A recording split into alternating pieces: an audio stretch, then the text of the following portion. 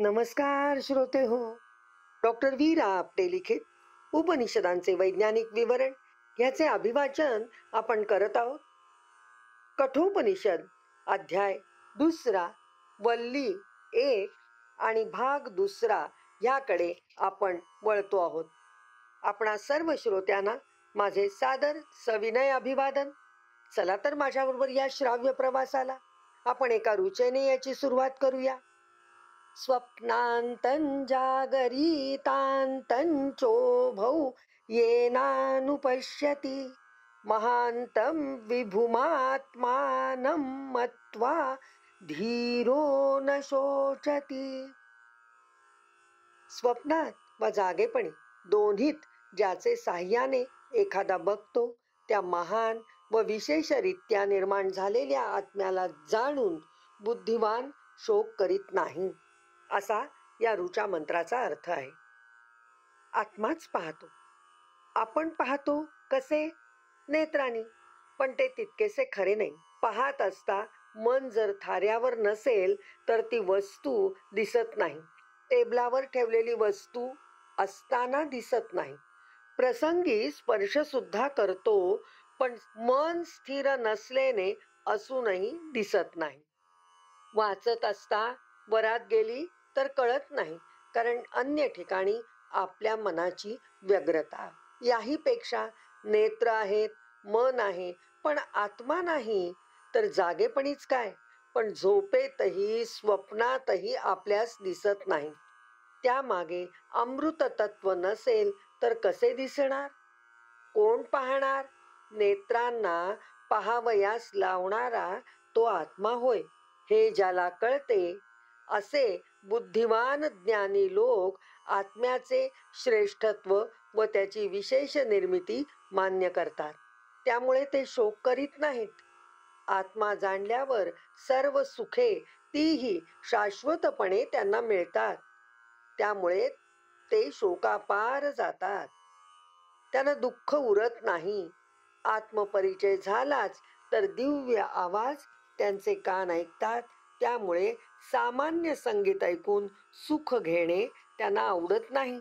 आत्मगंधाने धुंद झाल्यावर त्यांचे घ्राणेंद्रिय अन्य सुवासाची कशाला अपेक्षा करेल?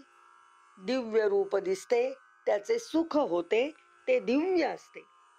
रूप पाहता लोचनी सुख झाले वो साजणी, संत ज्ञानेश्वर माऊलींनी म्हटलेच आहे. मग अन्य रूपाची जरूर काय? यावरून आत्म्याचे स्वरूप कळले की इंद्रियांना दुसऱ्या कशाची मातब्बरी वाटत नाही. ते स्वरूप महान आहे. जो आत्मा आपल्या शरीरात आहे तोच आत्मा अन्य लक्षावधी कोट्यावधी सर्वच मानवात, प्राण्यात, कीटकात, वनस्पतीत व जे जे सजीव आहे त्यात तोच आत्मा आहे. म्हणून त्याला महान म्हटले आहे. व याचा जन्मच मुळी याचेच पासून झालेला असल्याने त्याला विशेष विभूती म्हटलेले आहे. विभू हे विशेषण लावले आहे. या स्वरूपाचा संपर्क झाला, ज्ञान झाले की तो ज्ञानी होतो, बुद्धिवान होतो व अशा ज्ञानास शोक दुःख उरत नाही. या भावने पलीकडे तो जातो, केवळ सुखांचाच अनुभव घेतो. म्हणून न शोचती असे म्हटले आहे. त्याला लोभ मोह मत्सर अवगुण नसतात, म्हणूनही शोक दुःख वेदना नसतात. यैमं मध्वदं वेद आत्मानं जीवमन्तिकात् ईशानं भूतभवस्य न ततो विजुगुप्ससे एतद्वै तत्. जो अंतःकरणापासून अंतिकात आनंद भोगणाऱ्या भवितव्याचा स्वामी असलेल्या जीवाला जाणतो, तेथे काहीच गुप्त राहत नाही. हेच ते जीव जाणा ब्रह्म कळेल. जीवाला जाणणे हे महत्वाचे आहे. आजच्या विज्ञानाने जीव निर्माण केला नसला तरीही जीव पोसला वाढवला आहेच व त्यातूनच असंख्य शरीरे पेशी जीव होऊन मूळ अंश मात्र असलेल्या जीवाचे 8 पाऊंड वजनाने बालक तयार होते. हे सारे शास्त्रज्ञांनी केले आहे. निरनिराळ्या न्यूक्लिक ॲसिड, हायड्रोजन, ऑक्सिजन आणि अन्य याचे अणुसंचावर इलेक्ट्रॉनचा मारा करून त्यात जीव निर्माण करण्याचे प्रयत्न सुरू आहेत. थोडेफार यश आहे, पण संपूर्ण यशाची खात्री बाळगून आहेत. जीवाचे रहस्य उलगडणे हाच हेतू. जे ईश्वरीय कार्य ते मानव करू शकेल असा हा प्रयत्न आहे. धन्य यश येवो व यातील रहस्य मानवाला समजो. वेगळ्या प्रकाराने व अध्यात्माने हे यश कित्येक हजार वर्षापूर्वी भगवान यमधर्मांकडून समजले. ते नचिकेताने मानवाला दिले. तेच हे कठोपनिषद होय. हा जीव कसा, यासाठी 2 विशेषणे येथे आहेत. एक आहे अंतिकार, म्हणजेच अंतःकरणातून आनंदाची निर्मिती करणारा, व दुसरे आहे मदध्वं, भूत भवस्य ईशानम, भविष्यात घडणाऱ्याचा निर्माता. म्हणून स्वामी याची जाणीव झाली की काहीही गुप्त राहत नाही. जीव कोठे आहे तेच माहित नाही. माणूस हृदयावर हात ठेवून सांगतो, जिव्हारी लागले रे तुझे शब्द, म्हणजे हृदय घायाळ झाले. तसे जीव सर्व ठिकाणी आहे. सर्व नाजूक जागी हृदय असते, त्याला मर्म म्हणतात. आयुर्वेदात शरीरात शेकडो मर्मस्थाने दाखवली आहेत. नख कापताना थोडेसे आत गेले म्हणजे रक्त येते व ज्या वेदना होतात त्या जीवाच्या असतात. टचकन डोळ्यात पाणी येते, प्राण कळवळतो. जीव, प्राण, आत्मा हे सारे वेगळे असून एकाच कार्यासाठी समानार्थी म्हणून वापरतात. किंचित सूक्ष्म फरक आहे. स्थान, अधिकार वेगळे आहेत, पण कार्य तेच. तालुका न्यायाधीश, सत्र न्यायाधीश, हायकोर्ट न्यायाधीश, सुप्रीम कोर्ट यातील न्याय देणे ही प्रक्रिया सारखी, पण अधिकार वेगवेगळे. तसे येथे आहे. चेतना शक्तीने शरीर चालवणे, पण अधिकार वेगळे. जीवाला म्हणा, आत्म्याला म्हणा, गुप्त राहणे आवडते. सामान्यांना साधे घर असते, झोपडी असते, पण राजाला गडकोट असतो. तोफ गोळ्यांनी ढासळत नाही. तो त्या कोर्टात गुप्तच असतो, सहजासहजी दिसत नाही. तसे आत्मा व जीव यांचे आहे. शरीर हे आत्म्याचे संरक्षण करते व आत्मा शरीराचे कार्य करतो. आत्मा हा राजासारखा महत्वाचा.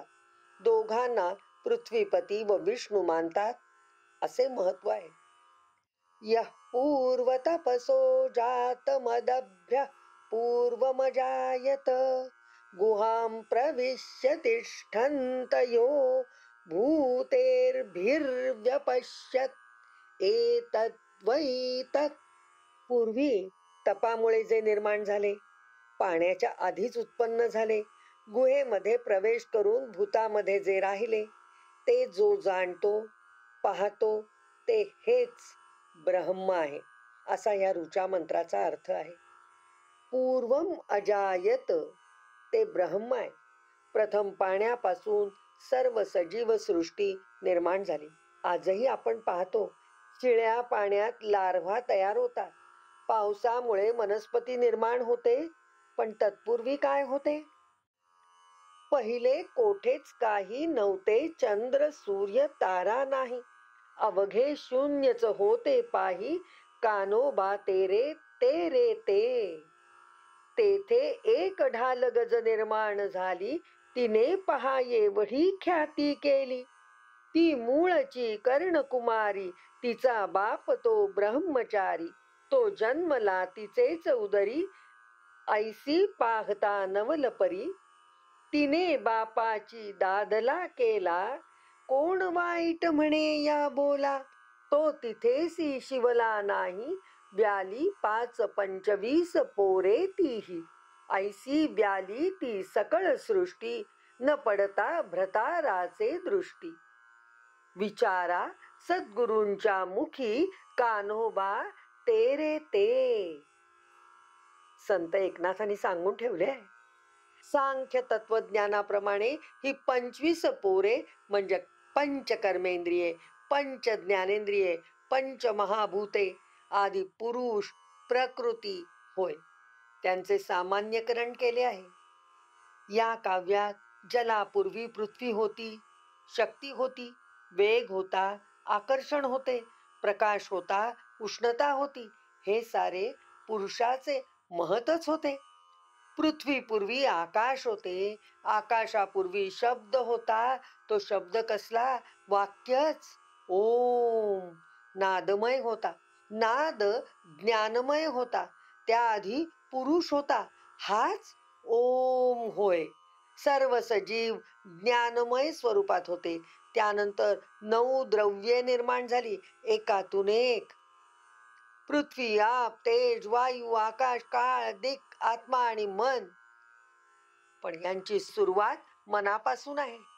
सूक्ष्मापासून स्थूलाकडे असा क्रम आहे.